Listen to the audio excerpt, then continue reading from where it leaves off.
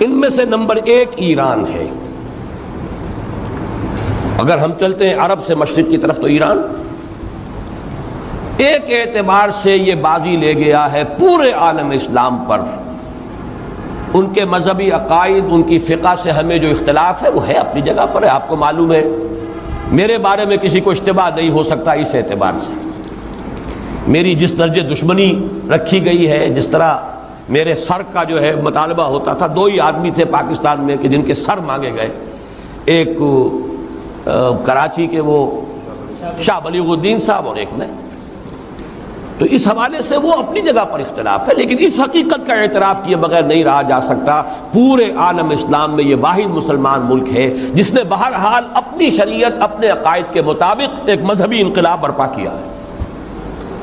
اور پورے عالم اسلام میں مذہبی سطح پر، حکومت کی سطح پر فنڈامنٹلسٹ صرف ایک ملک ہے، یا دوسرا جو ہے تھوڑا سا وہ ہے سوڈان، لیکن اس کی اہمیت اس لیے نہیں کہ وہ کسی عوامی انقلاب سے نہیں بنا، بلکہ وہ تو ایک فوجی انقلاب سے شکل بنی ہے جو بھی بنی ہے۔ اللہ کرے اس میں استقامت ہو، اس سے یقینی کوئی نتیجہ برآمد ہو جائے۔ خبریں بھی اچھی آ رہی ہیں، لیکن میں تو دنیا کا جو پرسپیکٹو ہے اس کے حوالے سے عرض کر رہا ہوں کہ اس پہلو سے ایران ان کا ٹارگٹ ہے، ٹارگٹ نمبر 1 ایک خاص اعتبار سے۔ ٹارگٹ نمبر 1 ایک دوسرے اعتبار سے ہم ہیں، وہ میں بعد میں عرض کروں گا۔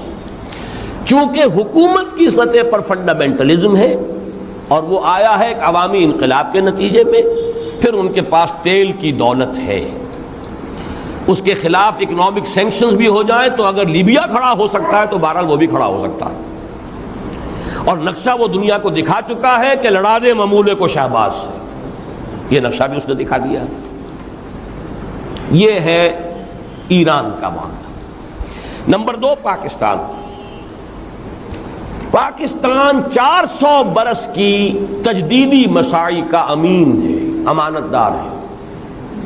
پورے ہندوستان میں مجدد الفسانی رحمۃ اللہ علیہ، شاہ ولی اللہ دہلوی رحمۃ اللہ علیہ، سید احمد بریلوی رحمۃ اللہ علیہ اور ان کا جہاد، پھر اس 20ویں صدی عیسوی میں یا 14ویں صدی ہجری میں علامہ اقبال جیسا مفکر، مولانا مودودی جیسا مصنف، مولانا الیاس جیسا مبلغ، شیخ الہند جیسا مجاہد حریت، پورے عالم اسلام میں ان کا پیرلل کوئی موجود نہیں۔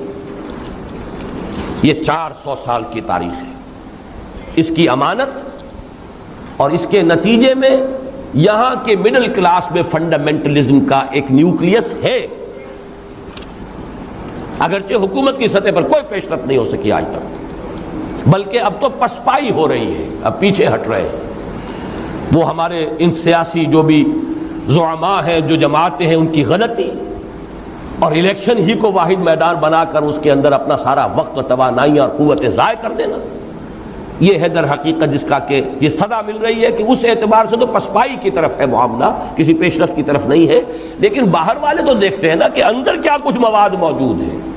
اگر مڈل کلاس میں وہ فنڈامنٹلزم کا بارود موجود ہے تو کسی بھی وقت اس کے اندر جو ہے وہ کوئی دھماکہ ہو سکتا ہے۔ دوسری بات جو ان کے لیے ایک اعتبار سے ٹارگٹ نمبر 1 ہمیں بنا رہی ہے وہ ہمارا ایٹمک نو ہاؤ ہے، پورے عالم اسلام میں اور کسی کے پاس نہیں۔